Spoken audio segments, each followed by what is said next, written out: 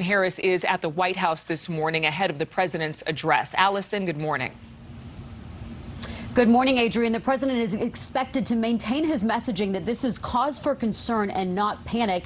At the same time, senior administration officials say that he is expected to announce a major expansion of his COVID winter plan that he unveiled a few weeks ago. He's expected to tell those who are still not vaccinated that the majority of the threat of this new variant is for those who have still not gotten their shots. He's expected to tell those who are fully vaccinated and boosted to continue with their Christmas celebrations and their holiday plans while taking safety precautions, but highlighting for the unvaccinated the risks that the data shows, that they are 8 times more likely to be hospitalized and 14 times more likely to die. The administration saying that they are preparing for more unvaccinated hospitalizations at the start of the new year. Now, here's more on what the president is expected to announce. He's expected to announce that he's directing the Defense Department to mobilize 1,000 military medics to overburden hospitals at the start of the year. He's also expected to announce deploying hundreds of ambulances and EMS crews to be redirected to hospitals,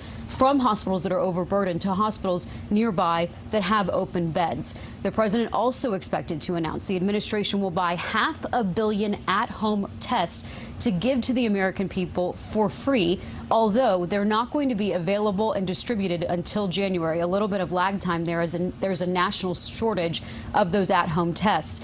And FEMA is expected to stand up new pop-up vaccination clinics in the new year as the White House works with pharmacies to add more vaccine appointment times for people to get their shots as well as their booster shots. Now, notably, what's missing from these announcements are any lockdowns or further restrictions. The president had promised no more lockdowns, and the administration's messaging on this is that the American people have the tools they need in their toolbox to combat COVID. We have vaccines, we have masks, and the president has said he wants to make sure to not lock down schools and businesses to shut down the economy. So we're expecting a stronger tone from the president this morning, especially for those who remain unvaccinated today.